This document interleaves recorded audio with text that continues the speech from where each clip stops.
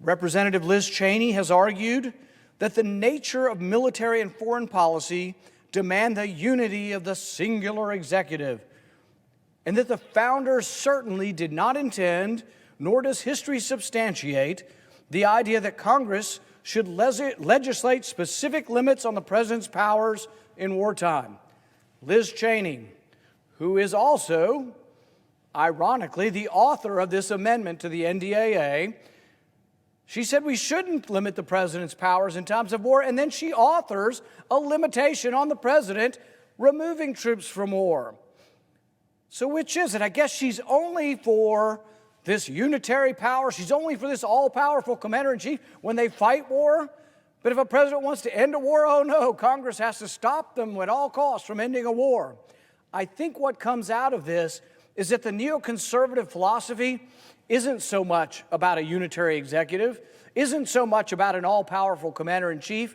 The philosophy of these people is about war and substantiating war and making sure that it becomes and is perpetual war.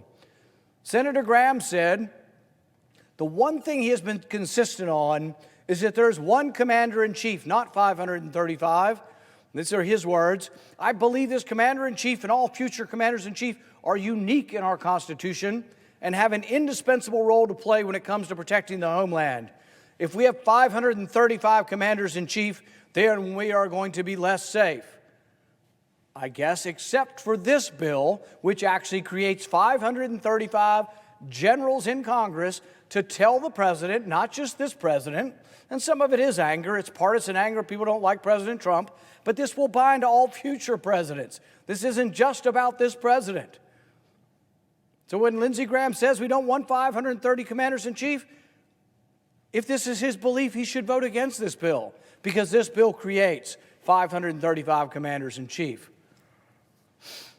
The late Senator McCain said, it would be a very serious situation where we now have 535 commanders-in-chief. The President of the United States is the only commander-in-chief. Senator Inhofe, the chairman of the Armed Services Committee, has said, we don't need 535 generals in Congress telling our troops how to win this fight, except for we are going to pass a bill that I assume all of these folks will vote for that actually creates 535 generals in Congress to say to the president, to this one or any president, that he can't leave the theater in Afghanistan without their permission. It's a tragedy, it's hypocrisy, and it's a terrible bill. Of course, there's also former Vice President Dick Cheney, who is adamant that the War Powers Resolution, which requires the president to simply report to Congress on matters of war, was unconstitutional and an infringement of the president's authority as commander-in-chief. Senator Alexander has also said there's a reason why we don't have 535 commanders-in-chief or 100 commanding generals each saying, charge down this street or over that hill. I tend to agree. Except for it seems to be one-sided. These people seem to believe that we shouldn't have 535 generals in Congress when it's about initiating war. But when it comes to removing troops from the battle, when it comes from finally coming home after America's longest war in Afghanistan, they all say, oh, no, you're wrong. We're not going to let you come home.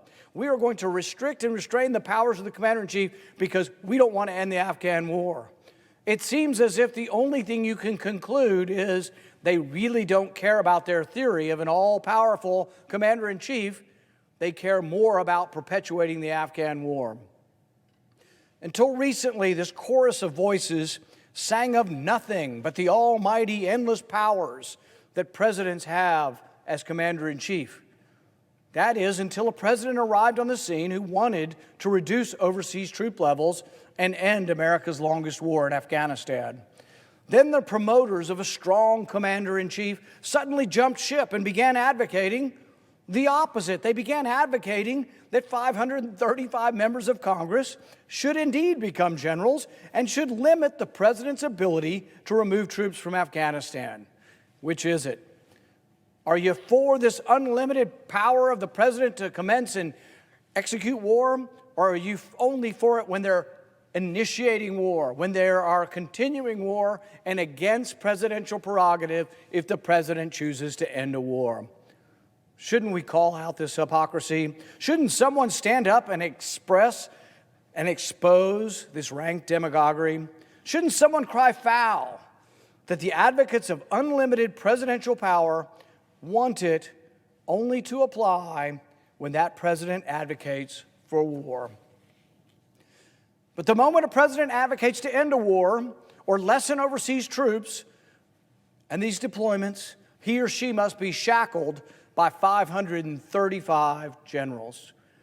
This defense authorization bill could more aptly be called a bill to prevent the president from ending the Afghan war. We never actually give the real titles to the bill, but that would be an accurate title. A bill to prevent the president from ending the Afghan war. As such, any serious advocate for ending the Afghan war should vote against this monstrosity. The neocon advocates for unlimited presidential war powers should own up to their hypocrisy and admit that their love of perpetual war trumps their oft-stated unitary executive theory. In reality, the neocons are enamored of their theory of unbounded presidential power only when that power is used to foment war. The minute a president decides to end war, the neocons' true stripes are exposed as they beat their chests and proclaim, as 535 generals might, that the president will not be allowed to remove troops without congressional permission. This bill sets a very dangerous precedent for limiting a president's power to end war and should be vigorously opposed.